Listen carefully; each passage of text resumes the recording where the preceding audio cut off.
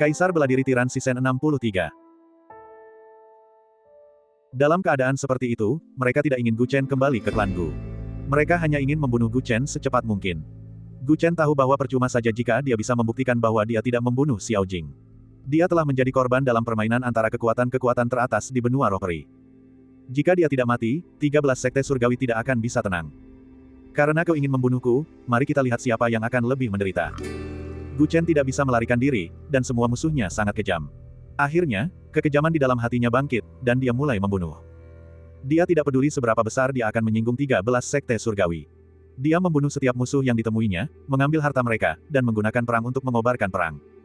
Dia tidak peduli dengan konsekuensinya. Di luar festival kenaikan surgawi, terjadi badai darah karena dirinya. Setiap hari, ada berita tentang murid-murid sekte surgawi utama yang dibunuh oleh Gu Chen. Gu Chen dulunya adalah seorang pembunuh. Dia telah lama bertarung melawan kekuatan gelap seperti Istana Dewa Nether. Dia mahir dalam bersembunyi, menyamar, dan melakukan pembunuhan. Dia sangat licik. Dia tahu bahwa tokoh-tokoh berpengaruh di alam wawasan tahu memiliki banyak hal untuk dibicarakan di festival tersebut. Mereka tidak bisa terus-menerus keluar untuk mengejarnya. Oleh karena itu, ancaman terbesarnya hanyalah alam Dharmakaya. Gu Chen telah membangkitkan cetak biru agung tirani dan memiliki Dharma kebebasan abadi. Bahkan jika dia bertemu dengan seorang master di alam Dharmakaya, dia bisa melarikan diri jika dia tidak bisa menang. Awalnya, dia bersikap pasif. Tetapi kemudian, ketika menyadari bahwa dia tidak bisa melarikan diri, dia mulai mengambil inisiatif dan menggunakan taktik perang gerilya. Setiap kali ia bertemu dengan kultivator yang mengejarnya, ia akan bergerak lebih dulu. Setelah muncul di suatu area, ia akan segera melarikan diri ke area yang sama sekali berbeda. Dia juga menggunakan doppelganger dan kera putih untuk menciptakan pengalihan perhatian agar para kultivator yang mengejarnya bubar. Ini memberinya kesempatan untuk membunuh mereka satu persatu. Dia menunjukkan kemampuan seorang pembunuh sepenuhnya. Dari peran sebagai yang diburu, dia menjadi pemburu. Akibat langsung dari hal ini adalah kehebohan besar. Semua orang mengira bahwa Gu Chen, yang dikejar oleh Sekte Tiandao, akan segera mati. Namun, setelah beberapa hari, dia tidak hanya tidak mati, tetapi murid-murid dari 13 Sekte Surgawi juga menderita banyak korban.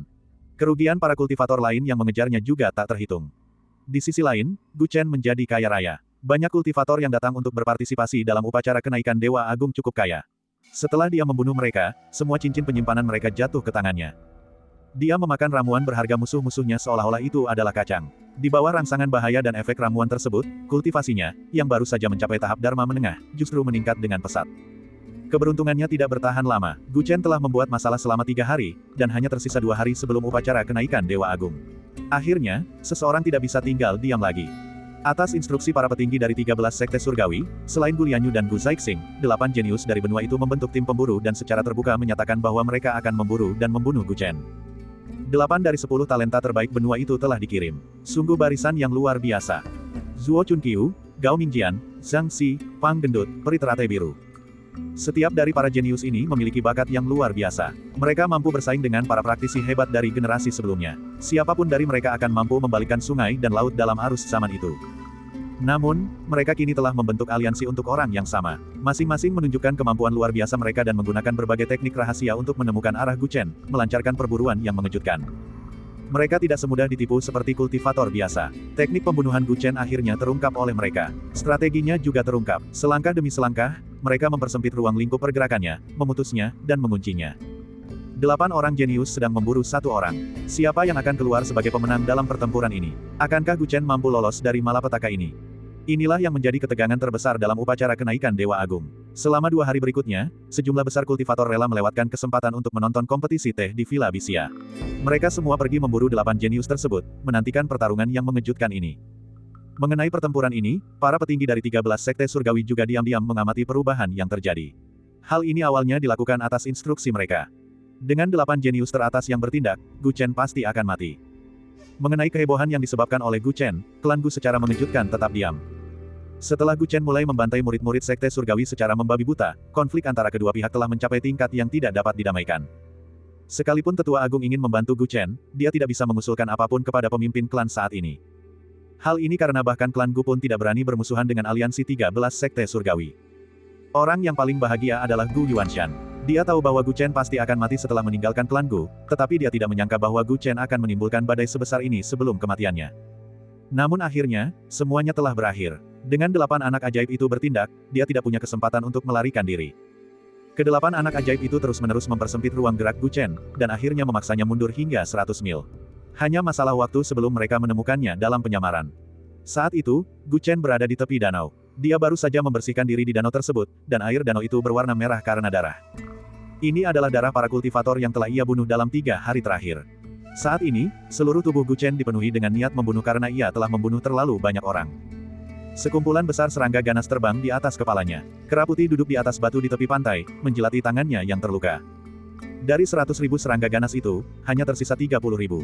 Sisanya telah mati dalam pertempuran beberapa hari terakhir. Dan serangga-serangga ganas yang selamat telah memakan banyak daging dan darah para petani.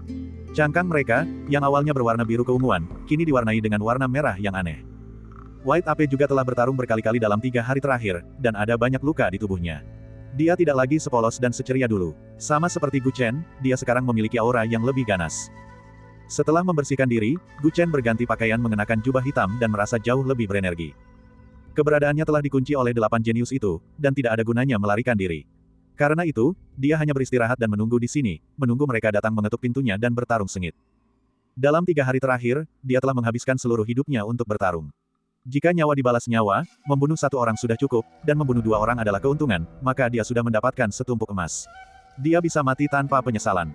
Apakah kamu benar-benar tidak akan pergi? Sekalipun kita bisa membunuh ke-8 orang sombong itu nanti, masih ada kekuatan-kekuatan besar dari alam gua surga di belakang kita.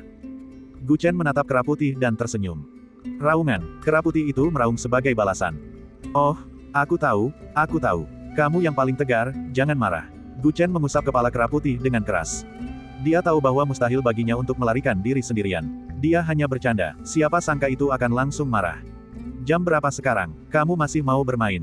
Sebuah suara dingin tiba-tiba terdengar, dan beberapa sosok tiba-tiba muncul di sekitar hutan tempat Gu Chen berada.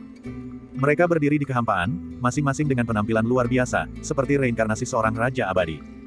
Senyum di wajah Gu Chen masih terukir. Dia mendongak menatap Zuo Chunqiu yang baru saja berbicara. Kamu datang dengan cepat.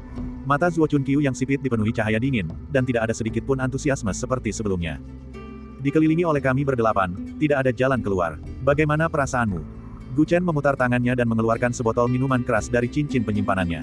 Dia meminumnya, lalu melemparkannya ke tanah, memperlihatkan senyum yang acuh tak acuh terhadap hidup dan mati. Kau bertanya bagaimana perasaanku. Aku hanya punya satu hal untuk dikatakan. Semua orang di sini sampah. Dentang. Bab 622. Sambil menertawakan para bangsawan, hatinya lebih tinggi dari langit. Energi pedang dari pedang agung Kunlun menyapu, seketika menghancurkan sebagian besar hutan. Raungan seekor naga menggema hingga ke langit tertinggi. Pamer tanpa malu-malu. Berikan nyawamu padaku.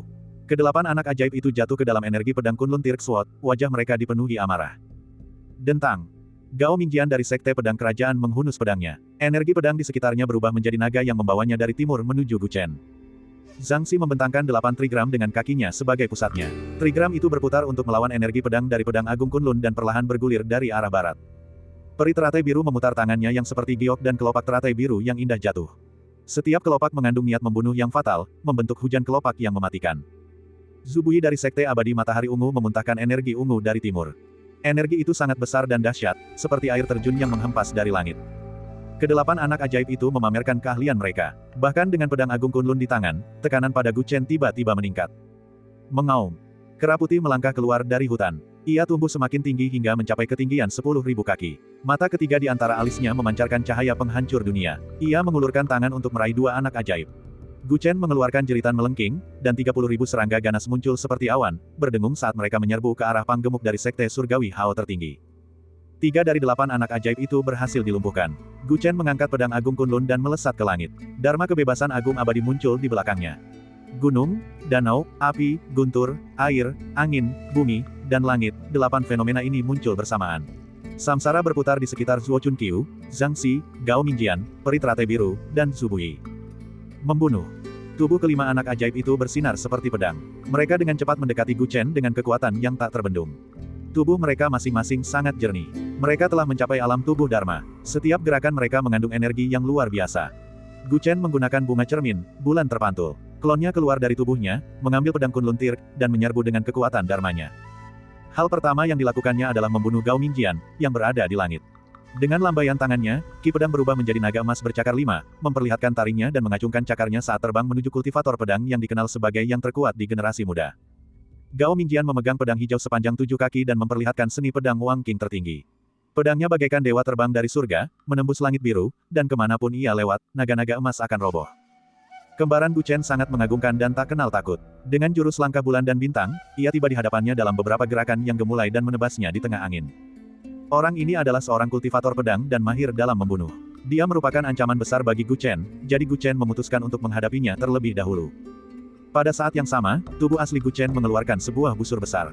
Melalui wujud Dharma, dia menarik busur itu hingga kekuatan maksimal, dan anak panah berjatuhan seperti hujan. Boom, swoosh. Busur dan anak panah ini adalah rampasan perang dari beberapa hari terakhir. Ini adalah artefak tingkat 5 kelas atas. Dengan bantuan mata kutub ungu, ia secara akurat menembak keempat jenius di dalam wujud Dharma. Anak panah ini tidak dapat menyebabkan banyak kerusakan pada keempatnya, tetapi memiliki efek menahan mereka. Orang ini ingin memecah belah kita dan menghancurkan kita satu persatu. Aku akan menghancurkan wujud Dharma ini, kalian semua serang habis-habisan dan bunuh dia. Zhang Xi dari Sekte Abadi Tai Chi melihat bahwa para jenius itu ditahan oleh Gu Chen dengan cara yang berbeda, dan matanya bersinar penuh kebijaksanaan. Dia melangkah maju dengan langkah besar. Di bawah kakinya, 8 trigram terbentang tanpa batas, membantunya dengan cepat melewati wujud air dan api. 8 avatar Gu Chen berasal dari 8 trigram, tetapi Zhang Xi telah mempelajari 8 trigram bawaan selama bertahun-tahun. Dia benar-benar memahami misteri reinkarnasi 8 trigram dan dengan cepat menghancurkannya. Selama kekuatan wujud Dharma dihancurkan, akan sulit bagi Gu Chen untuk membagi setiap musuh, dan dia akan menghadapi tekanan besar dari arah yang sama. Orang ini harus mati duluan. Gu Chen langsung menyadari bahwa penilaiannya salah. Zhang Xi ini bahkan lebih berbahaya daripada Gao Mingjian. Tanpa berpikir panjang, sesosok hantu emas raksasa muncul di belakangnya, tumbuh hingga setinggi 500 kaki, dan melangkah masuk ke dalam wujud Dharma. Kaki raksasa hantu emas itu menginjak Zhang Xi, menyebabkan ekspresinya berubah. Ambisi besar tiran klan Gu tidak bisa diremehkan. Dia menggumamkan mantra, dan 8 trigram di sekelilingnya meluas seperti 8 kantung besar. Pergeseran besar langit dan bumi. Bum bum bum. Kekuatan ambisi agung tirani sangat dahsyat, tetapi kekuatan itu diblokir oleh 8 trigram bawaan, yang dikenal sebagai kemampuan pertahanan nomor 1. Itu. Pada saat ini, peri teratai biru dan Zubuyi akhirnya menemukan kesempatan untuk melewati wujud Dharma dan mendekati tubuh utama Gu Chen. Dari 2 avatar tersebut, satu diselimuti cahaya hijau yang kabur, dan yang lainnya diselimuti ki ungu. Di tengah keindahan itu, terdapat niat membunuh yang mematikan. Tatapan Gu Chen muram saat ia menyimpan busur dan anak panahnya. Matahari yang menyala-nyala, yang terkondensasi dari api sejati matahari, muncul di satu telapak tangannya, dan bulan sabit dingin muncul di telapak tangan lainnya, melepaskan gumpalan ki dingin. Dia menggunakan avatar matahari bulan untuk melawan kekuatan warna ungu biru langit. Gemuruh. Deng deng deng. Akibat benturan energi tersebut, Gu Chen terdorong mundur lebih dari selusin langkah. Kultivasi kedua orang itu awalnya lebih tinggi darinya, dan seluruh kekuatannya terpecah untuk menghadapi yang lain.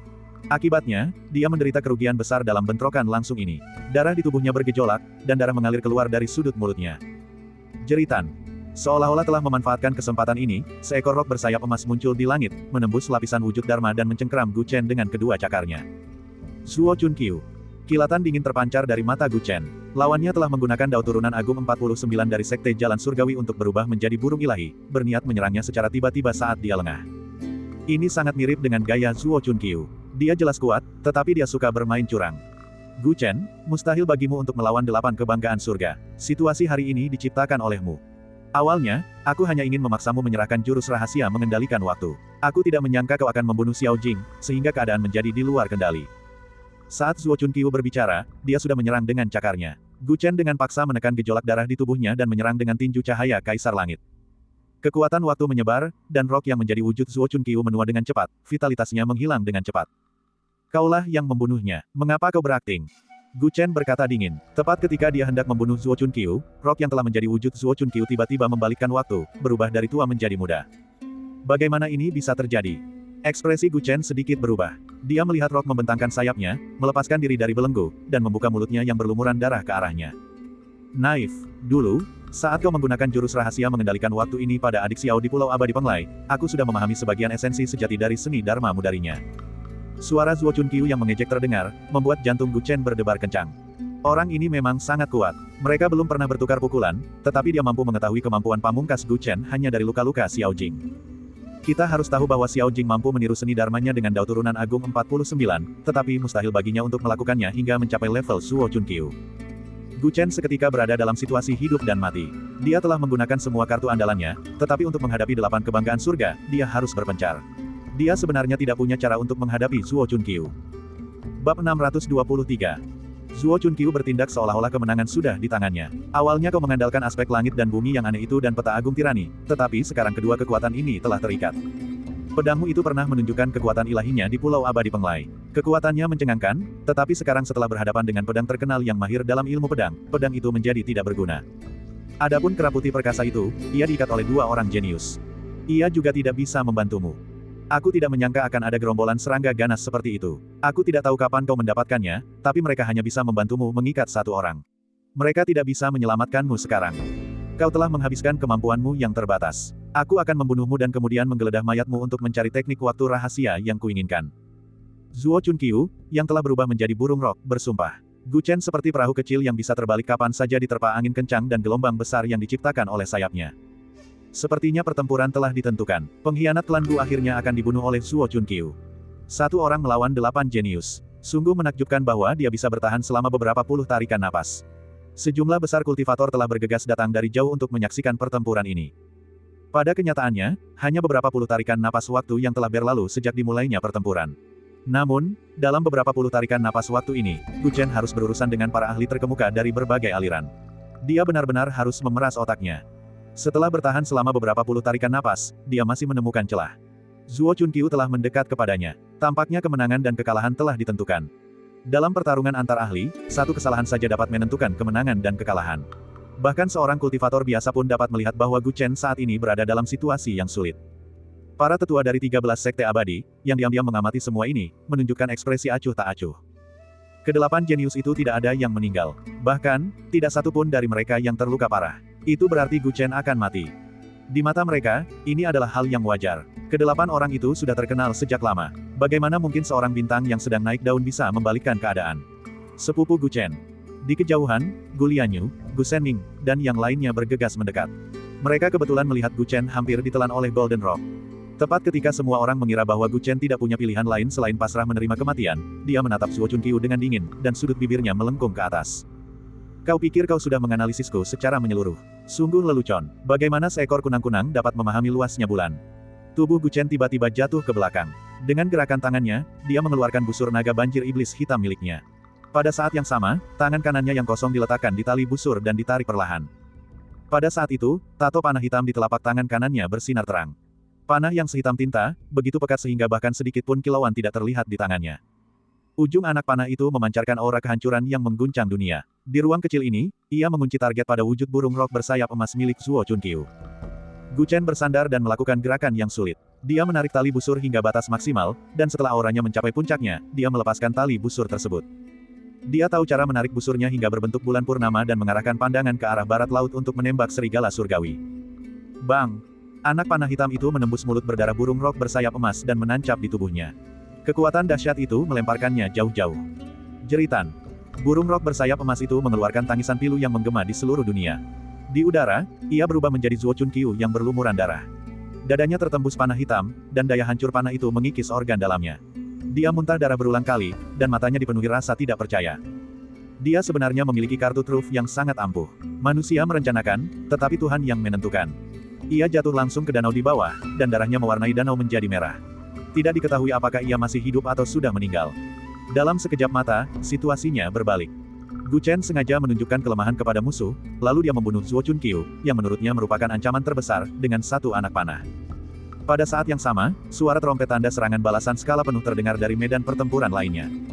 Kembaran Gu Chen sedang bertukar pukulan dengan Gao Mingjian. Melihat Zuo Chunqiu telah terbunuh, matanya tiba-tiba berbinar. Seluruh kekuatan klonnya langsung disuntikkan ke pedang Kaisar Kunlun, mengaktifkan kekuatan pedang itu dengan segenap kekuatannya. Pedang ini adalah harta karun reruntuhan Kunlun. Saat itu, Huang Fu Wuji hanya bisa menggunakan sedikit kekuatannya untuk membunuh semua orang. Kekuatannya tak terukur. Meskipun tingkat kultivasi Gu Chen saat ini belum bisa dianggap mampu mengendalikan pedang ini sepenuhnya, kekuatan yang bisa ia lepaskan ketika mengerahkan seluruh kekuatannya jauh lebih unggul daripada Huang Fu Wuji. Dentang. Suara dengung pedang yang keras dan jelas terdengar. Bila emas pedang Kaisar Kunlun memancarkan kekuatan naga yang dahsyat, dan naga-naga emas yang tak terhitung jumlahnya menari-nari di sekitarnya. Klon Gu Chen memegang pedang dengan kedua tangan dan menebas dengan keras. Saat pedang jatuh, sosok klon itu hampir roboh, dan kekuatannya mencapai batas maksimal. Seluruh tubuh Gao Mingjian menjadi dingin. Dia bisa merasakan kekuatan tak tertandingi yang terkandung dalam pedang ini, dan dia hanya bisa bertarung dengan mempertaruhkan nyawanya. Retakan. Dengan serangan ini, Gao Mingjian, pedang berharga dari Sekte Pedang Penguasa, pedang terkenal yang telah menemaninya dalam penaklukannya, benar-benar patah. Bersamaan dengan patahnya pedang itu, dia juga ditebas oleh energi pedang Kunlun dari bahunya hingga perut bagian bawahnya. Darah mengalir di sekujur tubuhnya. Tubuhnya terlempar, dan darah berceceran di mana-mana. Dia kehilangan kekuatan bertarungnya hampir bersamaan dengan Zuo Chunqiu. Cetak biru agung tirani Gu Chen mengulurkan tangannya dan segera meraih pedang Kunlun yang jatuh, menariknya kembali ke tangan tubuh utamanya. 6 lagi. Rambut putihnya berkibar tertiup angin saat ia menatap peri teratai biru, Zhu Buyi, dan Zhang Xi. Dua musuh bebuyutannya telah kehilangan kekuatan tempur mereka. Situasinya jauh lebih baik daripada sebelumnya. Mengaum. Tepat setelah dia selesai berbicara, kera putih raksasa itu juga menjadi gila. Ia merobohkan pohon pelangi, dan pancaran cahaya warna-warni menyebar keluar. Kedua jenius yang melawannya segera ditahan, dan kekuatan hidup mereka hampir tersedot oleh pohon pelangi. Mereka berusaha sekuat tenaga untuk melawan kekuatan aneh dari pohon kecil itu, tetapi pada saat itu, mata ketiga kera putih itu memancarkan dua berkas cahaya abu-abu. Dalam sekejap mata, waktu yang dipilih kera putih itu terlalu tepat. Mereka tidak punya waktu untuk membela diri, dan kedua jenius itu langsung terkena pancaran cahaya abu-abu. Krek-krek. Dalam sekejap, kedua jenius itu berubah menjadi patung batu. Aura yang bergejolak di tubuh mereka lenyap, dan harta sihir mereka kehilangan cahayanya. Mereka jatuh dari langit. Peng-peng. Mereka tidak seberuntung Zuo Chunqiu, yang jatuh ke sungai. Sebaliknya, mereka jatuh langsung ke puncak gunung, dan tubuh batu mereka hancur berkeping-keping. Mati. Dua jenius telah meninggal dengan cara yang begitu menyedihkan. 4 lagi. Melihat itu, Gu Chen berkata dingin. Suaranya terdengar seperti berasal dari 9 lapisan neraka. Ekspresi keempat jenius yang tersisa berubah. Mereka tidak menyangka situasinya akan berbalik dalam waktu sesingkat itu. Setengah dari rekan mereka telah meninggal. Bajingan, berani-beraninya kau melukai muridku. Kau terlalu lancang, aku tidak akan membiarkanmu terus bersikap arogan. Setelah keempat jenius itu terbunuh, para tetua dari 13 sekte abadi yang diam-diam mengamati medan perang tidak bisa lagi tinggal diam. Beberapa saat yang lalu, mereka mengira kemenangan sudah di depan mata, sehingga mereka lalai mengambil tindakan pencegahan. Mereka tidak menyangka bahwa kecerobohan seperti itu akan mengakibatkan kematian murid-murid mereka. Hal ini membuat tokoh-tokoh perkasa yang telah kehilangan para jenius sekte mereka berduka. Mereka segera tidak ingin pertempuran berlanjut. Tangan-tangan besar yang menutupi langit dan bumi muncul di atas surga ke-9 dan mencengkeram Gu Chen, ingin membunuhnya. Ayo, aku sudah lama menunggumu, hahaha. Setelah membunuh keempat jenius itu, Gu Chen menjadi sangat riang. Dia dengan berani melawan langit dan bumi. Kera putih itu juga meraung berulang kali. Bab 624. Di langit, sosok-sosok perkasa dari alam gua surga mewujudkan kekuatan ilahi mereka. Tangan-tangan raksasa mereka bagaikan batu penggiling langit dan bumi, menekan semua kultivator dalam radius puluhan ribu mil. Banyak dari kalian yang menindas junior. Beraninya kau menyebut dirimu pemimpin sekte Dao Abadi. Tidakkah kau merasa malu?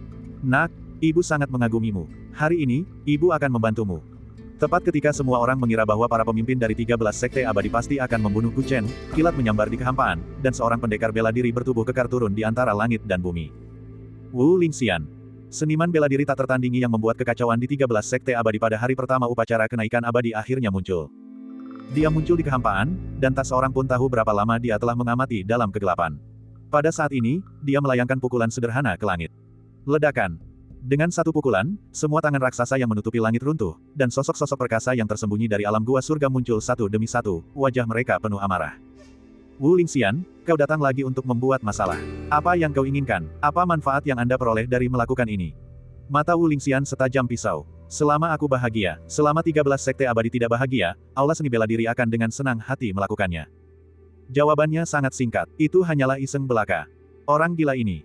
Jangan bicara omong kosong dengannya. Mari kita jatuhkan dia bersama-sama. Para pemimpin sekte abadi untuk sementara menghentikan serangan terhadap Gu Chen dan beralih mengepung Wu Lingxian. Gu Chen awalnya siap bertarung sampai mati, tetapi dia tidak menyangka bahwa seniman bela diri kuno yang tidak dikenalnya akan datang menyelamatkannya, yang sangat mengejutkannya. Nak, kau bisa kabur kalau mau. Dengan aku menahan mereka, kau masih punya kesempatan. Wu Lingxian sedang bertarung dengan banyak tokoh perkasa dari alam gua surga, tetapi dia masih mampu berbicara dengan Gu Chen dari kejauhan tanpa terengah-engah. Setelah mendengar perkataannya, Gu Chen melirik keempat elit yang tersisa dan para kultivator yang tak terhitung jumlahnya yang menyaksikan pertempuran dari jauh, lalu mencibir. Karena senior datang menyelamatkanku, bagaimana mungkin aku meninggalkanmu dan melarikan diri sendirian? Tentu saja, aku harus membalas budi. Hah, bagaimana kau akan membalas budiku ketika kau hampir kehilangan nyawamu? Wu Lingxian terkejut. Dia hanya bertindak karena mengagumi anak ini dan ingin membalas dendam pada 13 sekte abadi. Dia tidak mengharapkan imbalan apapun. Senior, jika Anda ingin aula seni bela diri setara dengan 13 sekte abadi, Anda tentu saja harus membuat mereka menderita kerugian besar terlebih dahulu. Sebagai hadiah untuk berterima kasih kepada senior, aku akan membuat para jenius dari benua roh primordial lenyap hari ini juga. Gu Chen berkata dengan nada memerintah. Setelah selesai berbicara, dia sudah bergerak menuju 4 jenius yang tersisa. Kata-katanya bergema di langit seperti guntur dan sangat memengaruhi banyak kultivator. Memutus jalur para jenius dari benua roh primordial. Banyak kultivator menarik napas dalam-dalam sambil merasa merinding. Keberanian dan kepahlawanan macam apa ini? Ada kesempatan, tetapi dia tidak memilih untuk melarikan diri. Sebaliknya, dia ingin terus membunuh para jenius di bawah pengawasan sekelompok kultivator alam wawasan Tao. Jangan terlalu sombong. Bunuh dia. Keempat favorit surga yang tersisa semuanya murka, dan mereka semua melepaskan teknik-teknik yang menjadi ciri khas sekte mereka. Dengan pedang Kunlun Tirk di tangan, Gu Chen sepenuhnya mengaktifkan lukisan Agung Tirani dan patung Dharma kebebasan abadi miliknya. Zhang Xi, peri teratai hijau, dan Zhu Buyi semuanya berada dalam jangkauan serangannya. Pada saat yang sama, kera putih meraung dan menyerbu ke arah Pang Gemuk dari Sekte Surgawi Agung. Sebagai jenius nomor 1 dari generasi muda Sekte Surgawi Agung, Pang yang gemuk mungkin tidak sehebat para favorit surga lainnya, tetapi dia sangat kuat. Hari ini, dia bertemu dengan 30.000 serangga ganas yang tidak diketahui asalnya. Mereka tidak hanya sangat kuat secara individu, tetapi mereka juga tahu cara menggunakan formasi pertempuran untuk menyerang secara bergantian. Hal ini menyebabkan dia terjebak oleh kawanan serangga tersebut untuk waktu yang lama. Hal terburuknya adalah serangga-serangga ganas ini sangat beracun. Dia harus berhati-hati. Jika sedikit saja terluka, dia bisa keracunan dan kehilangan kekuatan bertarungnya. Dalam keadaan seperti itu, bisa dikatakan dialah satu-satunya yang tidak mampu menunjukkan kekuatan tempurnya secara penuh di antara 8 kesayangan surga. Pada saat itu, ketika dia masih berurusan dengan gerombolan serangga, kera putih berjalan mendekat dengan pohon pelangi. Seketika, keseimbangan kemenangan benar-benar bergeser. Kera putih melambaikan pohon pelangi dan memancarkan sinar cahaya ilahi. Pang Gemuk menghindar dengan sekuat tenaga, tetapi dia tetap merasakan vitalitas dalam tubuhnya tersedot. Untuk sesaat, gerakannya menjadi sedikit lebih lambat. Celah kecil inilah yang memungkinkan segerombolan serangga ganas memanfaatkannya dan menggigit otot-otot di lengannya. Tidak bagus. Wajahnya memucat, dan lengannya dengan cepat berubah menjadi hitam dan berbau busuk. Racun yang ganas dan mematikan dengan cepat merusak seluruh tubuhnya, menyebabkan tubuhnya kaku dan mati rasa. Sebelum dia sempat melakukan apapun untuk menetralisir racun tersebut, seberkas cahaya abu-abu melesat ke arah tubuhnya. Wajahnya masih membeku karena ketakutan, tetapi di saat berikutnya, kera putih dengan ganas menabraknya, langsung menghancurkan tubuhnya berkeping-keping. Tidak, muridku. Mata pemimpin Sekte Surgawi Agung melebar karena marah. Dia langsung ingin membunuh monyet itu, tetapi Wu Lingxian hanya tertawa dan mengirimkan teknik tak tertandingi ke arahnya. Semua teknik tidak ada gunanya. Dengan gerakan ini, semua kekuatan mantra dari tokoh-tokoh perkasa itu tersapu kembali, dan kehampaan itu hancur, menampakkan retakan ruang angkasa yang gelap gulita satu demi satu. Setiap celah spasial memiliki panjang lebih dari 100 kaki, dan mereka secara paksa menghalangi kubah langit. Kau ingin menyingkirkan para jenius dari benua roh abadi. Dasar anak nakal yang sombong, tapi aku menyukainya. Wu Lingxian tertawa sambil menghalangi kelompok ahli tertinggi itu dengan seluruh kekuatannya. Dia ingin melihat seberapa kejamnya bocah ini. Pang yang gemuk terbunuh, dan kera putih beserta 30.000 serangga dibebaskan. Mereka semua terbang menuju patung Dharma Gu Chen. Gu Chen mengaktifkan cetak biru Agung Tirani, dan bersama dengan kera putih dan serangga-serangga itu, mereka mengepung ketiga jenius tersebut di dalam patung Dharma masing-masing. Pada saat ini, pertempuran menjadi jauh lebih mudah. Bunuh yang mudah dulu. Gu Chen dan kera putih saling berpandangan. Yang satu memegang pedang Agung Kunlun, dan yang lainnya meraih pohon pelangi. Mereka berdua bergegas menuju teratai biru peri pada saat yang bersamaan. Kekuatan pertahanan Zhang Xi sangat tinggi, tetapi kekuatan serangannya tidak. Lebih baik mengepungnya terlebih dahulu. Zhu Buyi sedikit lebih kuat dari peri teratai biru. Gu Chen menyuruh serangga-serangga itu mengikatnya dan memutuskan untuk membunuh peri teratai biru terlebih dahulu.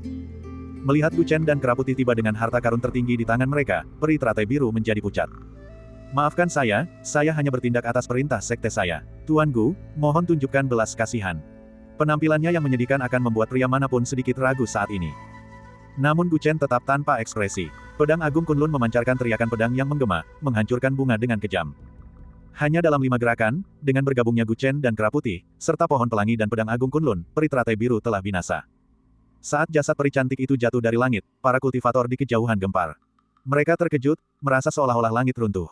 Setan, Gu Chen itu iblis. Bahkan seorang tetua tertinggi dari alam gua surga hadir di sini, namun dia berani membunuh keturunan mereka. Astaga, seorang putra langit yang sombong lainnya telah jatuh. Gu Chen ini, apakah dia benar-benar ingin menyebabkan benua roh abadi memiliki generasi putra langit yang sombong dan tidak pernah memiliki penerus? Bab 625. Kita tidak bisa membiarkan ini terus berlanjut. Mari kita serang bersama. Wu Lingxian dan Gu Chen terlalu lancang. Melihat bahwa Wu Lingxian telah menghentikan semua kultivator kuat, lebih banyak kultivator kuat bergabung ke medan pertempuran. Awalnya, para jenius yang meninggal tidak termasuk dalam sekte mereka, jadi mereka tidak mempermasalahkannya. Tetapi sekarang semakin banyak orang yang meninggal, 13 sekte abadi kehilangan muka. Tiba-tiba, sekelompok orang tidak bisa tinggal diam lagi. Tidak hanya para kultivator kuat dari 13 sekte abadi yang menyerang, tetapi bahkan Gu Yuanshan dari klan Gu menyerang Wu Lingxian dengan rencana agungnya yang dominan. Dia hanya ingin membunuh Gu Chen. Semakin kuat dia melihat Gu Chen, semakin besar keinginannya untuk membunuhnya. Namun Wu Lingxian telah melintasi langit dan menghalangi jalan semua orang. Jika mereka ingin membunuh Gu Chen, mereka harus menyingkirkannya terlebih dahulu. Sesaat kemudian, puluhan kultivator kuat dari alam gua surga menyerang Wu Lingxian. Meskipun dia kuat, dia tidak bisa menghentikan mereka. Ini buruk. Ekspresi Wu Lingxian menjadi gelap. Jika ini terus berlanjut, dia mungkin bahkan tidak mampu melindungi nyawanya sendiri. Saat ia sedang mempertimbangkan apakah ia harus meninggalkan Gu Chen dan pergi, sesosok lain turun dari langit. Ia adalah seorang kultivator yang diselimuti cahaya dan bayangan. Sulit untuk memastikan apakah ia laki-laki atau perempuan. Begitu menyerang, ia langsung menyerang ke arah para kultivator kuat dari 13 sekte abadi. Kekuatan telapak tangan ini mampu meruntuhkan gunung dan membalikkan lautan. Ruang hampa hancur berkeping-keping. Dari segi kekuatan, ini hanya sedikit lebih lemah daripada kekuatan Wu Lingxian. Siapa kamu?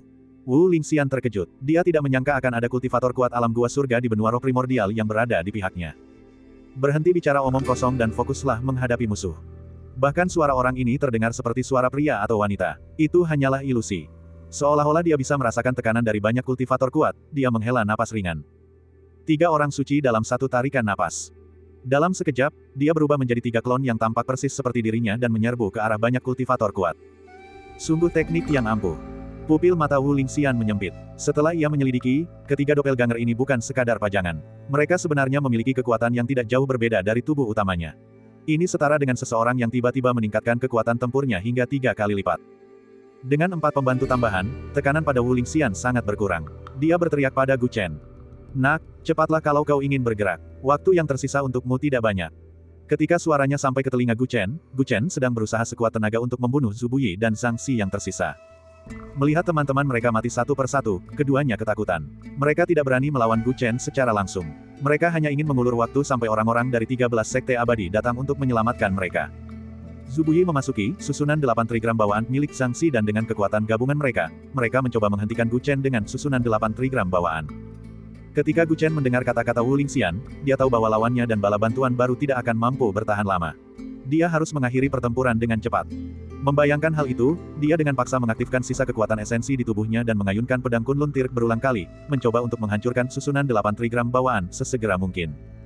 Kera putih itu juga berusaha sekuat tenaga untuk menembus pertahanan tersebut, tetapi mata ketiga di antara alisnya tampaknya kelelahan hari ini dan secara otomatis tertutup. 30.000 serangga ganas terus mengebor celah-celah susunan 8 trigram bawaan, mencoba menemukan kelemahan. Di bawah tekanan yang begitu besar, Zhang Xi tetap tenang. Di bawah kendalinya, susunan 8 trigram bawaan berevolusi lapis demi lapis menjadi misteri yang mendalam. Gu Chen menyadari bahwa pemahaman Zhang Xi tentang susunan 8 trigram bawaan jauh melampaui apa yang bisa ia bandingkan. Ia hanya mempelajari sedikit dari sebuah latihan terbatas, tetapi Zhang Xi berasal dari sekte Tai Chi abadi dan telah mempelajarinya sejak muda. Berkat kendali cerdik Zhang Xi, susunan 8 trigram bawaan menjadi sangat kuat dan menghancurkan banyak serangannya. Seperti yang diharapkan dari pemain bertahan nomor 1. Jika saya terus menyerang seperti ini, saya akan kelelahan sebelum bisa menghabisinya. Setelah pertempuran terus-menerus, terutama saat menggunakan pedang agung Kunlun, Gu Chen kini seperti anak panah di ujung lintasannya. Dia dan Zhang Xi tidak boleh membuang waktu. Jika dia terus menyerang, dia mungkin memberi lawannya kesempatan untuk mengubah kekalahan menjadi kemenangan. Dia tidak ingin melepaskan kesempatan untuk membunuh kedua orang ini. Dia sudah memiliki permusuhan yang mendalam dengan 13 sekte abadi. Jika dia membiarkan para jenius mereka tetap hidup, dia hanya akan menimbulkan masalah bagi dirinya sendiri di masa depan. Setelah mempertimbangkannya, dia menyerah menggunakan pedangnya dan mengendalikan patung Dharma kebebasan abadi untuk mengelilingi susunan 8 trigram bawaan lawannya. Apa yang coba dilakukan orang ini? Susunan 8 trigram bawaannya tidak sedalam milikku. Dia seharusnya bisa memblokirnya. Zhang Xi diam-diam menganalisis. Saat ini, dia yakin bisa bertahan sampai para tetua datang membantu. Jika beruntung, dia mungkin bisa membunuh lawannya. Mata Gu Chen dipenuhi cahaya ungu. Otaknya dengan gila-gilaan menyimpulkan susunan 8 trigram bawaan lawannya dengan kecepatan yang belum pernah terjadi sebelumnya. Dia mengendalikan 8 perwujudannya dan menggabungkannya ke dalam susunan lawannya, lalu meniru dan mengasimilasi mereka. Apa yang sedang terjadi? Ekspresi Zhang Xi berubah. Dia merasakan kekuatan patung Gu Chen menyerangnya, tetapi susunan 8 trigram bawaan miliknya tidak menyerang atau menolaknya. Dia tidak tahu bahwa patung Dharma kebebasan abadi milik Gu Chen mahir dalam menyimpulkan dan meniru orang lain. Dia sebelumnya telah menggunakan metode ini untuk memahami susunan 8 trigram bawaan. Jika itu orang lain, akan sangat sulit bagi Gu Chen untuk menggunakan metode ini. Lagi pula, dia tidak mampu memahami dao orang lain dalam waktu sesingkat itu. Namun, susunan 8 trigram bawaan berbeda. Dia telah lama memahami dao ini. Pada saat ini, dia mengintegrasikan pemahamannya ke dalam susunan 8 trigram bawaan lawannya dan langsung menemukan gerbang kehidupan dari susunan ini. Desir. Setelah menemukan gerbang kehidupan, dia melangkah maju dan akhirnya menghancurkan susunan 8 trigram bawaan. Dia tidak jauh dari Zhang Xi. Dentang. Pedang Agung Kunlun melayang tanpa ragu-ragu. Zhang Xi dan Zhu Bui jatuh ke dalam badai. Gu Chen menghancurkan formasi itu terlalu cepat. Pada jarak yang begitu dekat, mereka berdua tidak punya banyak waktu untuk bereaksi. Mereka hanya bisa mengaktifkan harta dharma pelindung mereka. Sekuat apapun harta dharma mereka, itu tidak bisa dibandingkan dengan ketajaman pedang Agung Kunlun. Di tengah deru pedang, harta dharma pelindung keduanya hancur berkeping-keping. Tubuh mereka terpotong oleh ki pedang. Pada saat itu, kera putih turun dari langit dan melambaikan pohon kecil berwarna-warni di tangannya. Keduanya memiliki luka di tubuh mereka. Kemampuan pohon kecil itu untuk merampas kekuatan hidup orang lain seketika meningkat. Baik darah maupun kekuatan hidup mereka, semuanya dengan cepat menghilang dari tubuh mereka. Tidak bagus. Mereka berdua memiliki pikiran yang sama pada saat yang bersamaan. Mereka melihat sekumpulan serangga ganas muncul di depan mereka. Dalam sekejap mata, tubuh mereka ditelan. Tangisan pilu bergema dan menggema di langit. Petani yang tak terhitung jumlahnya di kejauhan merasa seolah-olah mereka telah jatuh ke dalam gudang es. Dua anak ajaib yang tersisa juga telah dikalahkan. Selain Gulian Yue, 10 jenius terbaik di benua itu semuanya telah dikalahkan oleh Gu Chen. Jika mereka tidak tewas, mereka pasti mengalami luka serius. Gu Chen telah mengancam akan memusnahkan para jenius dari benua roh primordial. Kata-kata arogannya itu benar-benar menjadi kenyataan. 13 sekte abadi mewakili benua roh primordial. Dan sekarang, tidak ada satupun jenius yang masih hidup. Sekumpulan serangga itu dengan ganas menggerogoti tubuh kedua anak ajaib tersebut. Namun, Gu Chen melangkah maju dan muncul di belakang mereka berdua. Kemudian, dia menekan kedua tangannya ke kepala mereka. Energi ungu dari Sekte Abadi Matahari Ungu agak terkait dengan mata ekstrim ungunya. Dia sangat penasaran dengan warisan mereka. Terlebih lagi, teknik pamungkas Sekte Abadi Tai Chi jelas dapat membantunya menyempurnakan patung Dharma Kebebasan Abadi. Karena itu, dia tidak bisa melewatkannya. Gu Chen menggunakan teknik penelusuran jiwa dan secara paksa menggali ingatan kedua anak ajaib itu sebelum mereka meninggal. Dia menggali warisan Sekte Abadi masing-masing yang ada di dalam pikiran mereka. Di mata orang lain, ini adalah gaya iblis yang menanamkan teror di hati mereka. Beberapa kultivator yang lebih penakut begitu takut hingga mereka mengompol. Mati. Semuanya sudah mati. Para jenius dari benua roh primordial ternyata semuanya meninggal dalam satu hari. Ini adalah hari tergelap bagi para kultivator benua roh primordial. Bab 626. Sebelum pertempuran berakhir, tak seorang pun menyangka bahwa 8 jenius yang menyerang Gu Chen secara bersamaan akan berakhir seperti ini. 6 dari 8 orang tewas di tempat kejadian. Zuo Chunqiu dan Gao Ningjian, yang nasibnya tidak diketahui, kemungkinan besar juga tewas. Kedelapan orang yang dulunya berdiri di puncak generasi muda benua abadi sepenuhnya ditaklukkan oleh jelmaan iblis. Saat memandang sosok yang memegang pedang suci emas di langit, banyak kultivator mengungkapkan berbagai macam emosi kompleks, seperti kekaguman dan ketakutan. Para kultivator dari 13 sekte abadi yang telah kehilangan para jenius sekte mereka semuanya meraung, berharap mereka bisa mencabik-cabik Gu Chen. Ada juga beberapa orang yang menyesali tindakan mereka di masa lalu. Seharusnya mereka tidak memaksa Gu Chen menjadi buronan. Gu Yao dan Gu Xuanwu berdiri jauh di langit. Mereka tidak ikut serta dalam pertempuran antara kedua pihak. Mereka menatap Gu Chen dari kejauhan. Bakat luar biasa seperti itu, yang bertarung melawan 8 jenius sendirian, pada awalnya adalah seorang jenius tak tertandingi di klan mereka. Di masa depan, sangat mungkin dia akan memimpin klan Gu menuju kejayaan baru, tetapi sekarang itu mustahil. Gu Lianyu, Gu Ziyan, dan Gu Shenming juga terkejut. Mereka tidak pernah menyangka kekuatan Gu Chen telah mencapai level seperti itu. Sebelum datang ke pertemuan agung kenaikan abadi, dia tidak dikenal, tetapi sekarang namanya telah mengguncang seluruh benua. Mulai hari ini, namanya akan menjadi mimpi buruk bagi para murid dari 13 sekte abadi. Setelah Gu Chen menggunakan teknik pencarian jiwa untuk menelusuri ingatan Zhang Xi dan Zhu Bui, jiwa mereka hancur berkeping-keping. Dia melepaskan cengkramannya, dan tubuh mereka jatuh dari langit. Gu Chen memejamkan matanya. Sebelum ia sempat mencerna sejumlah besar informasi di benaknya, suara Wu Lingxian terdengar. Hahaha, semuanya, mari kita akhiri hari ini. Kita impas. Dia mengerahkan seluruh kekuatannya untuk mendorong mundur musuh dan mulai mundur dengan cepat ke arah Gu Chen. Bahkan pantatku. Jika aku tidak membunuh kalian semua, aku tidak akan bisa melampiaskan kebencianku. Para tetua sekte abadi merasa bingung dan jengkel. Begitu banyak jenius telah meninggal, dan mereka telah menderita kerugian besar. Hal ini bahkan dapat memengaruhi masa depan sekte-sekte tersebut selama 1000 tahun ke depan, tetapi Wu Lingxian masih berani mengatakan bahwa mereka impas. Orang ini hanyalah seorang pembuat onar. Dia telah mengacaukan upacara agung kenaikan abadi. Ada juga asistennya, pria yang bisa memanggil 3 doppelganger. Jika bukan karena dia, mereka pasti sudah mengalahkan Wu Lingxian sejak lama. Yang paling dibenci adalah bocah nakal yang telah mengkhianati klan Gu. Dia seorang diri telah menimbulkan gelombang dahsyat. Dia telah menghancurkan martabat 13 sekte surgawi sepenuhnya. Jika mereka tidak membunuhnya hari ini dan membiarkannya lolos tanpa cedera, mereka akan kehilangan semua martabat mereka. Memikirkan hal ini, banyak ahli terkemuka dari sekte abadi menyerang dengan penuh amarah, tidak ingin memberi Wu Lingxian kesempatan untuk melarikan diri. Tubuh Wu Lingxian bersinar terang. Tubuh jasmaninya tampak abadi dan tak terkalahkan. Ia benar-benar mampu menahan mantra dari banyak makhluk tertinggi dan perlahan mundur. Hal ini mengejutkan semua orang. Telah beredar rumor bahwa begitu seorang praktisi seni bela diri kuno mencapai tingkat kultivasi tertentu, tubuh fisiknya akan menjadi sangat kuat. Itu memang reputasi yang pantas. Segera bawa dia pergi. Aku akan menjaga bagian belakang. Kultivator yang diselimuti cahaya itu angkat bicara. Kemudian, ketiga klonnya melangkah maju dengan cara yang luar biasa. Dalam sekejap mata, sebuah penghalang terbentuk. Wu Lingxian mengangguk, dan suaranya terdengar oleh Gu Chen. Bodoh, bersiaplah untuk lari. Gu Chen segera memasukkan kawanan serangga dan kera putih itu ke dalam kantung pemeliharaan hewan buas, siap untuk melarikan diri kapan saja. Dasar bocah nakal, kau tidak bisa kabur. Sebuah suara keras terdengar dari atas surga ke-9. Gu Chen tanpa sadar mengangkat kepalanya. Gu Yuanshan telah mengambil jalan memutar yang sangat jauh dan menghindari Wu Lingxian. Dia langsung menuju ke arahnya. Tatapan Gu Chen tegas. Saat ini, kekuatan spiritual dalam tubuhnya telah habis, dan kekuatan fisiknya hampir sepenuhnya terkuras. Bagaimana mungkin dia bisa menandingi seorang ahli tertinggi dari alam gua surga?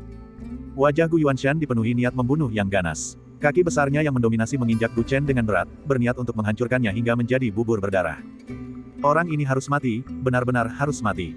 Setelah melihat potensi mengerikannya, dia sangat menyadari hal itu. Dia harus membunuhnya di tempat dengan segala cara. Yuanshan, kau benar-benar membuat masalah. Wajah Gu Yao berubah, dan mata Gu Xuanwu menyipit. Namun, mereka terlalu jauh dan tidak bisa berbuat apa-apa.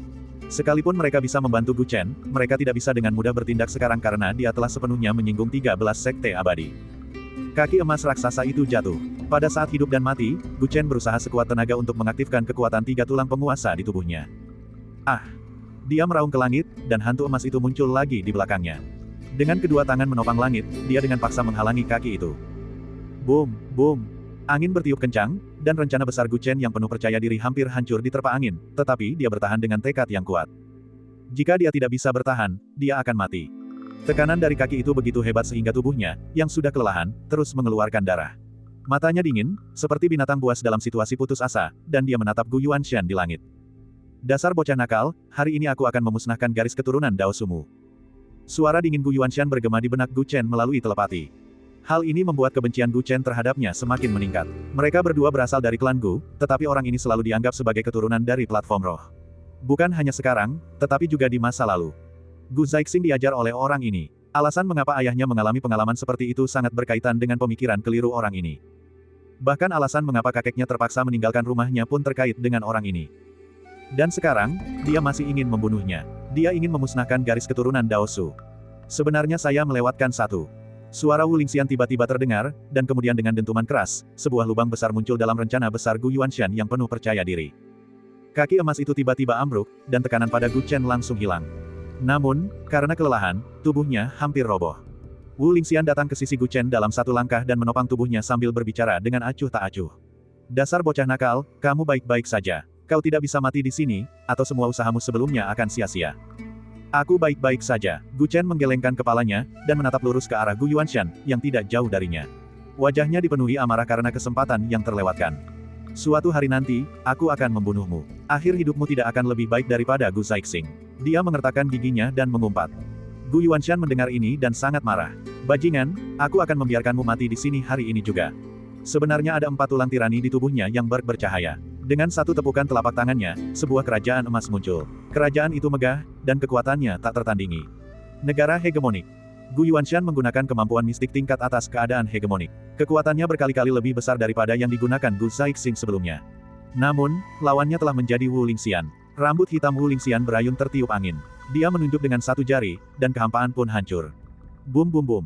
Kerajaan emas itu runtuh di bawah satu sentuhan jari. Gu Yuanshan terlempar oleh badai energi, wajahnya penuh dengan ketidakberdayaan. Bab 627. Ayo pergi. Wu Lingxian mendorong mundur musuh dan tidak melanjutkan pertempuran. Dia segera melarikan diri bersama Gu Chen. Kakinya mendarat, begitu dekat sehingga terasa seperti ujung dunia. Dia sangat cepat. Melihat ini, kultivator yang diselimuti cahaya membentuk segel. Aura ketiga klon tersebut menjadi sangat tidak stabil, dan cahaya terus merembes keluar dari tubuh mereka. Ledakan, ledakan, ledakan. Seperti tiga matahari, klon-klonnya meledak pada waktu yang bersamaan. Ledakan itu menyebabkan retakan di langit, dan gelombang kejutnya menjangkau jauh. Beberapa kultivator yang menyaksikan kejadian itu berubah menjadi abu. Di tengah aliran udara yang kacau, inti cahaya itu berubah menjadi kepulan asap hijau dan menghilang, menyebabkan semua kultivator kuat dari Sekte Abadi kehilangan target mereka. Mengapa tiba-tiba muncul dua kultivator alam gua surga tingkat puncak? Aula seni bela diri itu berantakan sekali. Semua kultivator kuat itu memasang ekspresi serius. Mereka selalu menganggap diri mereka penguasa benua roh abadi, tetapi kemunculan dua ahli kelas atas dalam waktu sesingkat itu membuat mereka merasa bahwa otoritas mereka telah sangat ditantang. Memikirkan apa yang dikatakan Wu Lingxian tentang matinya sekte-sekte abadi dan bangkitnya aula seni bela diri, mereka merasakan krisis yang mendalam. Jangan dulu kita bicarakan Wu Lingxian itu. Orang lain itu menggunakan teknik penyamaran. Sangat mungkin dia adalah seseorang yang kita kenal. Pemimpin sekte Tiandao berkata dingin. Jadi dia bukan dari aula seni bela diri. Lalu apa motifnya? Mengapa dia menyelamatkan Gu Chen itu? Mungkinkah dia berasal dari klan Gu? Memikirkan hal itu, ekspresi semua orang menjadi muram. Ke-13 sekte abadi telah menderita kerugian besar dalam beberapa hari terakhir, dan begitu banyak jenius telah meninggal hari ini. Klan Gu tidak diragukan lagi adalah pemenangnya. Jika mereka tetap menyelamatkan Gu Chen, itu berarti seluruh kejadian itu hanyalah bagian dari rencana mereka. Huff, jangan bicara omong kosong. Jangan lupa bahwa Zai Xing juga lumpuh karena anak itu. Lagi pula, bagaimana kemampuan Dao orang itu mirip dengan klan Gu kita. Gu Yuanshan dan para pemimpin sekte lainnya berkumpul dan berkata dengan sedih. Mereka tidak mengejar Wu Lingxian. Mereka pernah mencoba membunuhnya sebelumnya, dan karena dia berhasil melarikan diri, mereka sama sekali tidak bisa mengejarnya. Meskipun ortodoksi yang dianutnya tampaknya tidak ada hubungannya dengan klan Gu, jangan lupa bahwa Gu Chen juga berlatih dalam ortodoksi lain. Siapa yang bisa menjamin bahwa tidak ada ahli seperti itu yang tersembunyi di dalam klan Gu? Pemimpin sekte-sekte abadi tertinggi berkata, kehilangan seorang jenius seperti Zhang Xi membuatnya marah dan sedih. Dia tidak akan puas sampai dia menemukan tempat untuk melampiaskan amarahnya. Dia bukan dari klan Gu. Jika saya tidak salah, teknik doppelganger yang ditunjukkan pria itu tadi seharusnya adalah teknik abadi. Kemungkinan dia berasal dari klan Gu terlalu kecil. Pemimpin sekte Tiandao berkata dengan tenang. Seni abadi, selain 13 sekte abadi, ada kekuatan lain yang telah menguasai jurus surgawi. Tidak ada yang aneh tentang itu. Karena garis keturunan seni bela diri kuno dapat terlahir kembali, wajar jika orang lain telah menguasai teknik surgawi.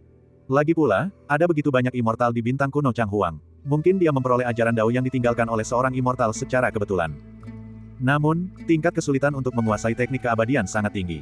Betapa menakutkannya jika dia berhasil mempelajarinya. Pemimpin sekte Tiandao menganalisis. Zuo Chunqiu adalah muridnya, dan tidak diketahui apakah dia masih hidup atau sudah meninggal setelah jatuh ke danau. Namun, dia tampaknya tidak semarah atau secemas yang lain. Tidak diketahui apakah hal itu disebabkan oleh tujuan akhir ajaran Dao sekte Tiandao yaitu untuk berubah menjadi Dao surgawi, atau apakah ada alasan lain.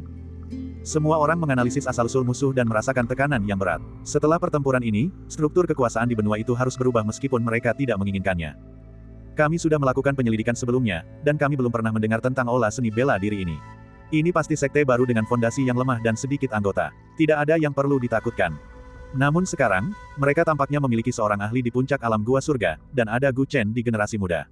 Seiring waktu, mereka akan menjadi masalah besar. Meskipun mereka tidak mau mengakuinya, ketiganya memang sulit dihadapi. Dalam beberapa tahun lagi, Gu Chen itu mungkin akan menjadi Wu Lingxian yang lain. Meskipun klan Gu mungkin tidak memiliki hubungan apapun dengan aula seni bela diri, setelah kejadian seperti ini, aliansi mereka telah hancur. Mereka harus memberi kami penjelasan. Kata-kata pemimpin sekte Tiandao disetujui oleh seluruh 13 sekte abadi. Gu Chen dibawa pergi oleh Wu Lingxian. Hanya dalam waktu singkat, mereka telah melarikan diri sejauh puluhan ribu mil. Saat itu, Wu Lingxian berhenti, dan keduanya mendarat di sebuah gunung. Mereka seharusnya tidak mengejar kita lagi. Kita sudah aman sekarang. Aku ingin tahu apa yang terjadi pada sesama penganut Tao yang membantu kita. Apakah kamu mengenalnya? Wu Lingxian memandang langit dan bertanya dengan santai. Gu Chen menggelengkan kepalanya. Kupikir dia teman senior. Itu menarik. Mengapa dia terlibat dalam kekacauan ini? Mata Wu Lingxian dipenuhi keheranan saat dia merenung. Gu Chen tidak menjawab. Dia mengeluarkan beberapa ramuan dan langsung meminumnya. Kemudian, dia duduk bersila untuk bermeditasi. Meskipun mereka untuk sementara aman, sulit untuk mengatakan kecelakaan apa yang akan terjadi lagi. Dia harus memulihkan kekuatannya secepat mungkin. Untuk sesaat, gunung itu sangat sunyi. Mata Wu Lingxian berkedip saat dia menatap Gu Chen, yang sedang bermeditasi. Dia menyelamatkan anak laki-laki itu hanya karena iseng, tetapi setelah melihat kekuatan dan potensinya, pikirannya berubah. Terutama setelah melihat karakternya dan situasi saat ini, dia sangat puas. Dia tidak bisa menahan diri untuk tidak berpikir. Tidak lama kemudian, angin di gunung tiba-tiba berhenti. Gu Chen dan Wu Lingxian sama-sama merasakan sesuatu dan menengok ke arah sudut. Sesosok cahaya muncul di sana seperti hantu. Bagaimana Anda menemukan kami? Wu Lingxian sedikit terkejut. Saat mereka melarikan diri tadi, dia tidak mengatur tempat untuk bertemu dengan pihak lain. Orang tua itu punya caranya sendiri. Sosok cahaya itu menjawab. Suaranya berbeda dari sebelumnya, seolah-olah itu adalah suara aslinya. Saat Gu Chen mendengar suara itu, pupil matanya menyempit. Bolehkah saya tahu nama Anda, sesama penganut Taoisme? Karena telah menerima bantuan dari pihak lain, Wu Lingxian bersikap sangat sopan. Cahaya pada sosok tersebut perlahan memudar, memperlihatkan wujud aslinya. Dia adalah seorang lelaki tua berambut putih dengan wajah awet muda, dan dia mengenakan jubah cendekiawan. Itu kamu. Wajah Gu Chen berubah muram, karena tidak menyangka bahwa orang yang menyelamatkannya adalah Master Pulau Penglai. Aku tidak menyangka Master Pulau Penglai akan membantuku. Sepertinya kau menyembunyikan banyak kekuatanmu. Aku mengagumimu. Wu Lingxian juga mengenali pihak lain, dan jejak kewaspadaan yang tak terlihat muncul di matanya. Kau terlalu memujiku, Taois. Aku sudah berusaha sebaik mungkin hari ini dan hampir tidak bisa melarikan diri. Sang Master Pulau Penglai berkata sambil tersenyum. Melihat Gu Chen menatapnya dengan ekspresi buruk, dia berjalan menghampirinya. Sahabat kecil Gu, meskipun kita pernah mengalami beberapa konflik sebelumnya, kakek telah mempertaruhkan nyawanya untuk membantumu hari ini, jadi kita harus menganggapnya sebagai hal yang wajar. Dia tampak ramah seperti biasanya. Wu Lingxian terkejut mendengar hal ini, dan berpikir bahwa hubungan antara keduanya agak rumit. Terima kasih atas bantuanmu, Master Pulau. Gu Chen menarik napas dalam-dalam dan dengan cepat menenangkan diri setelah keterkejutan awalnya. Bab 628. Di mata Gu Chen, bantuan dari guru Pulau Penglai seperti seekor musang yang menyambut seekor ayam, dia tidak memiliki niat baik. Dia teringat akan kematian misterius Xiao Jing dan murid-murid sekte Tian Dao lainnya. Dia menduga Zuo Chunqiu yang melakukannya, tetapi sekarang dia menyadari bahwa itu mungkin perbuatan guru Pulau Penglai. Gu Chen tidak memahami motif Zuo Chunqiu. Lagi pula, Zuo Chunqiu hanya menginginkan jurus tinju Kaisar Langit dan tidak punya alasan untuk membunuhnya. Gu Chen mengira Zuo Chunqiu berselisih dengan Xiao Jing dan hanya membunuh mereka. Namun, ketika Gu Chen bertarung dengan Master Pulau Penglai hari ini, Gu Chen merasa aneh karena ia telah membunuh Xiao Jing. Setelah Master Pulau Penglai menyelamatkannya dan menunjukkan wajah aslinya, Gu Chen langsung mengerti. Dia khawatir niat Master Pulau Penglai terhadap Gu Chen akan kembali muncul ketika dia melihat Gu Chen meninggalkan klan Gu. Dia memilih untuk melakukan hal yang sama seperti yang dilakukannya di Pulau Abadi Penglai dan membiarkan Gu Chen diburu oleh sekte-sekte besar. Gu Chen tidak punya jalan keluar dan hanya bisa meminta bantuan kepada Gu Chen. Namun, kali ini, Gu Chen lebih cerdas. Dia tidak muncul sampai saat hidup dan mati. Jika Gu Chen adalah orang yang naif, dia mungkin akan berterima kasih kepada Gu Chen dan melupakan masa lalu. Sayangnya, Gu Chen tidak seperti dia. Saat Gu Chen muncul, Gu Chen sudah menduga apa yang telah terjadi. Namun, dia tidak memiliki bukti, dan karena Master Pulau Penglai telah menyelamatkannya, dia menahan diri. Terlepas dari apakah Master Pulau Penglai yang melakukannya atau tidak, berselisih dengannya tidak akan membawa keuntungan apapun baginya. Saat ini, dia harus memikirkan bagaimana cara menghadapi Tuan Pulau Penglai. Master Pulau Penglai pasti melakukan semua ini hanya untuk membuat Gu Chen bergantung padanya dan mengkultivasi teknik kenaikan abadi yang aneh itu. Karena Tuan Pulau Penglai berpura-pura baik dan tidak akan bertengkar dengannya, Gu Chen memutuskan untuk berpura-pura sopan kepadanya untuk menjamin keselamatannya. Sahabat kecil Gu, sekarang setelah kau menyinggung 13 sekte abadi, kau tidak bisa pergi kemanapun di benua roh abadi. Sekarang kau tidak bisa kembali ke klan Gu, sudahkah kau memikirkan kemana harus pergi? Tuan Pulau Penglai menyapa Gu Chen dengan raut wajah khawatir. Pulau Penglai juga merupakan bagian dari benua roh abadi, tetapi letaknya di luar negeri dan jauh dari 13 sekte abadi. Jika kau mempercayai lelaki tua itu, kau bisa kembali ke Pulau Penglai bersama Gu Chen. Lelaki tua itu berjanji tidak akan ikut campur dalam kultivasimu. Dia terus terang mengatakan bahwa dia ingin Gu Chen ikut bersamanya. Gu Chen berpikir. Pikiran Chen milik Gu Chen. Apakah dia mengira dirinya berusia 3 tahun? Hubungan di antara mereka berdua sudah putus. Bagaimana mungkin dia mempercayai apa yang dikatakannya? Dia, guru, Gu tertunda dengan, Chen, adalah bukan kebohongan. Adalah. Gu Chen menatap Tuan Pulau Penglai. Tidak peduli apakah yang satu itu tulus atau tidak, dia tidak akan tertipu lagi. Fang, tidak jatuh ke dalam, Li, Hao Te. Tian, Gu Chen, Mu, He Li, Te San, Chen Mu, artinya Te Tian, San, Sim, Gu, Tian. Penny Tian, Chen's Gu, bagus. Untungnya, ada satu variabel lagi hari ini. Gu Chen menatap Wu Lingxian dan berkata sambil tersenyum. Terima kasih atas kebaikanmu, Guru Pulau, tetapi aku telah memutuskan untuk bergabung dengan Aula Seni Bela Diri. Ekspresi Master Pulau Penglai berubah serius sementara Wu Lingxian memperlihatkan senyum tipis. Dia ragu apakah harus merekrut anak ini, tetapi dia tidak menyangka bahwa anak itu akan memilih untuk bergabung dengan Aula Seni Bela Diri. Tuan Pulau Penglai terdiam. Sahabat kecil Gu, kau harus memikirkannya matang-matang. Aula Seni Bela Diri ini memiliki latar belakang yang tidak diketahui dan tidak memiliki reputasi di benua ini. Mungkin aula ini tidak dapat melindungimu. Aula Seni Bela Diri akan sekuat 13 sekte abadi cepat atau lambat. Wu Lingxian merasa tidak senang. Aku tidak butuh perlindungan sepanjang waktu. Lagi pula, senior Wu dan aku memiliki pemikiran yang sama, dan aku percaya bergabung dengan Aula Seni Bela Diri adalah pilihan yang bijak. Gu Chen berkata, sebenarnya, dia tidak ingin bergabung dengan sekte manapun, tetapi dia membutuhkan alasan untuk menolak guru Pulau Penglai ketika guru itu berada di hadapannya. Selain itu, Wu Lingxian memang sangat kuat dan tidak akur dengan 13 sekte abadi.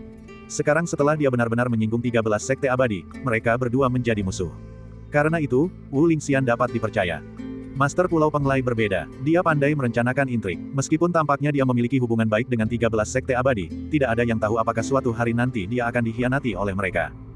Nak, kau tidak akan menyesalinya. Bergabung dengan Aula Seni Bela Diri adalah pilihan paling bijak dalam hidupmu. Berdasarkan kinerja Anda sebelumnya, saya akan memberikan Anda posisi wakil ketua asrama. Wu Lingxian tersenyum. Wakil kepala asrama. Gu Chen dan Master Pulau Penglai sama-sama terkejut. Mereka tidak menyangka Wu Lingxian akan begitu murah hati. Wakil ketua aula hanya berada di urutan kedua setelah ketua aula. Ketika ketua aula tidak ada, Aula Seni Bela Diri akan dipimpin oleh Gu Chen. Jantung Tuan Pulau Penglai berdebar kencang. Sepertinya Wu Lingxian sangat menghargai Gu Chen. Jika memang demikian, masalahnya akan jauh lebih rumit. Tuan Pulau Penglai mengerutkan kening. Banyak hal yang terjadi hari ini di luar dugaannya, terutama Wu Lingxian, yang sama sekali tidak dia duga. Dia ingin membantu Gu Chen ketika Gu Chen sudah putus asa, agar Gu Chen mau mengikutinya dengan sukarela. Siapa sangka Wu Lingxian selalu selangkah lebih maju darinya. Hal ini sangat mengurangi keberhasilan seluruh rencananya. Jika dia secara paksa membawa Gu Chen pergi sekarang, dia mungkin tidak akan mampu mengalahkan Wu Lingxian. Bahkan jika dia menang dan membawa Gu Chen pergi, bagaimana jika Gu Chen tidak mau bekerja sama dengannya dengan patuh? Master Pulau Penglai tahu bahwa rencananya hanya dapat terlaksana jika Gu Chen bersedia. Jika tidak, dia tidak akan bersusah payah seperti ini. Aku sudah tidak bertemu dengannya selama beberapa bulan, dan kultivasinya telah meningkat pesat. Dia tidak hanya membentuk patung Dharma Langit dan Bumi, tetapi dia juga telah memulihkan tulang eter penguasa. Orang tua itu tidak lagi dapat melihat jalan yang sedang dilaluinya. Tidak ada gunanya membawanya pergi karena orang tua itu tidak lagi dapat membimbingnya. Namun tujuan dari jalan ini pasti sama. Berdasarkan kecepatan kultivasinya saat ini, dia akan segera menemui jurang alami yang tidak dapat dia lewati. Pada akhirnya, dia tetap harus kembali kepada orang tua itu. Hanya orang tua itu yang bisa membantunya. Mata Master Pulau Penglai memancarkan cahaya aneh. Dalam waktu singkat itu, dia telah mengambil keputusan. Begitu, bergabung dengan Aula Seni Bela Diri bukanlah pilihan yang buruk. Dalam hal ini, Pak Tua tidak akan memaksa. Dia tanpa ragu menyerah membujuk Gu Chen, yang membuat Gu Chen terkejut. Bagaimana mungkin Master Pulau Penglai ini bisa dipecat semudah itu? Jika Anda membutuhkan bantuan di masa mendatang, Anda dapat menghubungi orang tua itu kapan saja. Dia mengeluarkan sebuah cakram giok dari cincin penyimpanannya dan menyerahkannya kepada Gu Chen. Sejauh apapun jarakmu, cakram giok ini dapat menghubungi orang tua itu kapan saja. Kamu dapat mempelajari cara menggunakannya setelah mempelajarinya beberapa saat. Gu Chen mengambil cakram giok itu dan memasang senyum terima kasih palsu. Terima kasih atas perhatian Anda, Master Pulau. Bab 629. Aku dengar guru Pulau Penglai menyukai orang-orang berbakat. Hari ini, aku melihat bahwa kau memang pantas mendapatkan reputasimu. Wu Lingxian menatap mereka dengan ekspresi aneh dan menambahkan, sebenarnya, kamu bisa mempertimbangkan untuk bergabung dengan Aula Seni Bela Diri. Aku akan menyambutmu dengan tangan terbuka. Guru Pulau Penglai tersenyum dan berkata, orang tua itu akan mempertimbangkan saran Taois Wu. Konferensi kenaikan keabadian belum berakhir, dan orang tua itu tidak bisa berlama-lama di luar karena bisa menimbulkan kecurigaan. Saya permisi dulu. Taois Wu, sahabat kecil Gu, berhati-hatilah dan jaga diri. Begitu selesai berbicara, dia langsung menghilang dari tempatnya berdiri. Dia pergi dengan begitu tergesa-gesa. Setelah sekian lama, Gu Chen masih tidak percaya bahwa Tuan Pulau Penglai telah diusir dengan begitu mudah.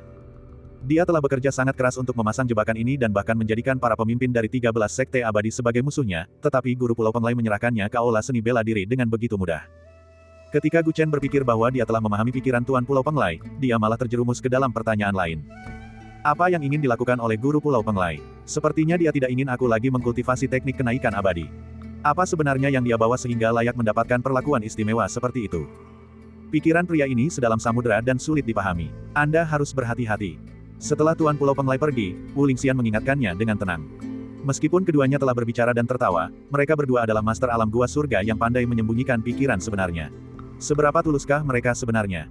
Gu Chen mengangguk dan bertanya, kita akan pergi kemana selanjutnya? Untuk bertemu orang lain di Aula Seni Bela Diri. Karena dia telah memutuskan untuk bergabung dengan Aula Seni Bela Diri dan mendapatkan posisi wakil ketua Aula, dia pasti memiliki pemahaman yang baik tentang kekuatan ini. Orang lain. Wu Lingxian memperlihatkan senyum aneh dan berkata terus terang. Sebenarnya, Aula Seni Bela Diri ini baru saja didirikan, dan kami berdua adalah satu-satunya anggota. Wajah Gu Chen membeku, sebuah sekte dengan hanya 2 anggota. Beraninya Wu Lingxian mengatakan bahwa dia akan menggantikan 13 sekte abadi hanya dengan 2 anggota. Gu Chen tiba-tiba merasa bahwa dia telah jatuh ke dalam perangkap. Tidak heran jika kepala Pulau Penglai begitu murah hati membiarkannya menjadi wakil kepala aula. Gu Chen tampak tak berdaya. Senior, apa yang akan Anda lakukan? Apakah Anda serius dengan apa yang Anda katakan di konferensi kenaikan abadi? Wu Lingxian mengatakan bahwa dia akan menggantikan 13 sekte abadi.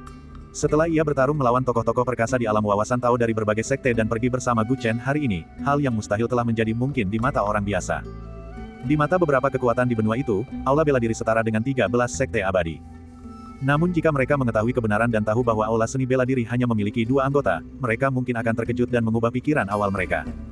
Lagi pula, sekuat apapun kekuatan individu Wu Lingxian, sebuah sekte harus memiliki fondasi dan cukup banyak orang agar dapat memiliki pengaruh yang luas. Wu, sekte Wu, guru. Wu, untuk, Wu, masuk. Wu, guru. Wu, dan, Wu, kau bergabung denganku. Wu, sekte guru. Wu, ini adalah waktu yang tepat bagimu untuk bergabung dengan kami. Dengan kehadiranmu, generasi muda di aula seni bela diri kami tidak dianggap kekurangan bakat. Wu Lingxian tampak tenang, tetapi dia sangat puas dengan Gu Chen. Gu Chen baru saja mengalahkan 9 jenius. Jika dia segera bergabung dengan aula seni bela diri, itu pasti akan mendorong prestise aula seni bela diri ke puncak yang lain. Sayang sekali Taois Pulau Penglai tidak setuju. Jika tidak, akan sangat cocok bagi kita untuk merekrut dan memperkuat sekte tersebut. Wu Lingxian berkata dengan sedikit penyesalan. Gu Chen tidak mengatakan apapun. Sepertinya dia telah jatuh ke dalam perangkap. Sekte Wu Lingxian baru saja didirikan dan akan sangat sibuk di masa depan. Ketika Gu Chen mendirikan sekte bintang surgawi, dia suka menjadi bos yang tidak terlalu ikut campur. Tetapi sekarang dia adalah wakil ketua aula seni bela diri, tampaknya banyak hal akan jatuh ke pundaknya. Dia merasa sedikit pusing. Dia tidak suka memperluas wilayahnya, tetapi dia telah berjanji pada Wu Lingxian. Lupakan saja, orang ini telah menyelamatkan hidupku. Setidaknya aku harus membalas budi ini.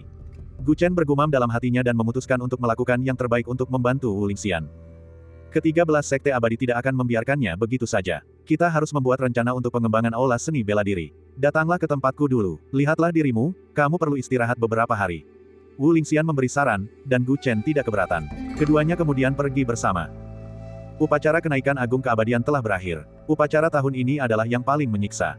Pertama, ahli bela diri kuno Wu Lingxian membuat sensasi. Kemudian, Gu Chen, sang jenius dari klan Gu, mengkhianati klan Gu dan mengalahkan 9 jenius berturut-turut, menggemparkan seluruh benua. 13 sekte abadi dan klan Gu dipermalukan oleh serangkaian peristiwa ini, dan prestise mereka sangat terancam. Pada saat yang sama, aula seni bela diri menjadi terkenal. Kekuatan master aula seni bela diri, Wu Lingxian, tak perlu diragukan lagi. Mampu melawan begitu banyak ahli alam gua surga sendirian, dia sudah berada di puncak kultivasi di benua roh abadi. Banyak orang percaya bahwa kekuatannya cukup untuk menduduki peringkat 3 teratas di benua itu. Gu Chen, yang diselamatkan oleh Wu Lingxian dan kemungkinan besar akan bergabung dengan aula seni bela diri, juga diakui sebagai yang terbaik di antara generasi muda di benua roh abadi.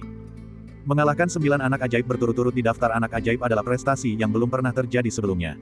Gu Chen telah menggunakan kekuatannya yang luar biasa untuk menyebarkan namanya ke setiap sudut benua primordial. Beberapa hari setelah berakhirnya pertemuan agung kenaikan abadi, popularitas aula seni bela diri, Wu Lingxian, dan Gu Chen sama sekali tidak menurun. Banyak orang berspekulasi tentang apa yang akan dilakukan aula seni bela diri selanjutnya dan dampak seperti apa yang akan dihadapi oleh 13 sekte abadi. Beberapa hari setelah upacara agung berakhir, seorang pemuda berjubah hitam datang ke danau tempat Gu Chen bertarung dengan 8 jenius.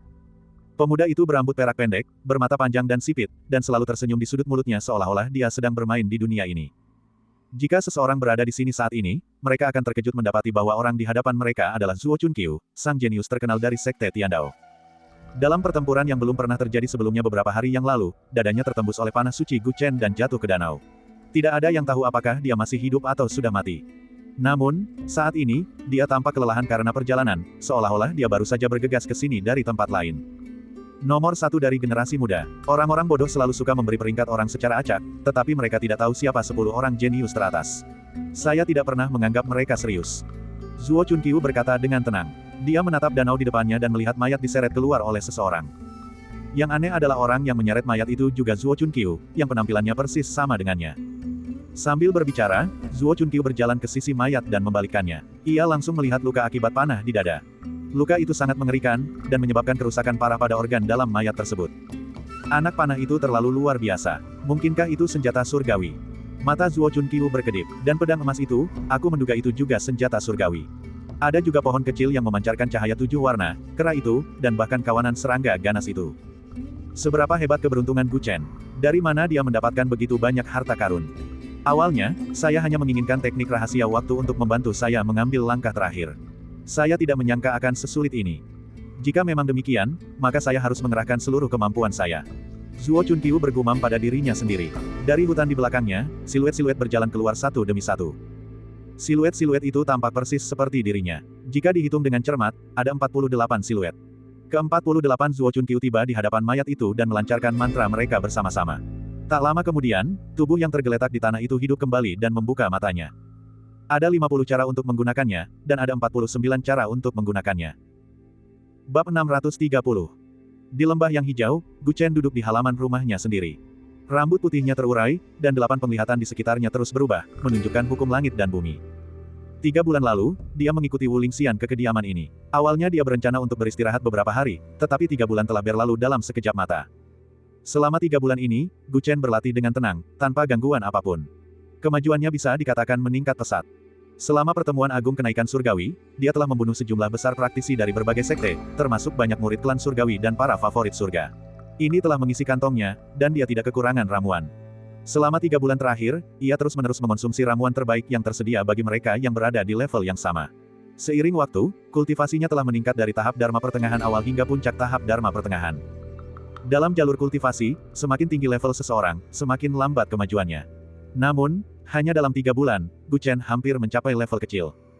Selain bantuan ramuan-ramuan tersebut, hal itu juga karena ia telah berulang kali mengalami pertempuran hidup dan mati selama Grand Gathering yang sangat merangsang potensinya.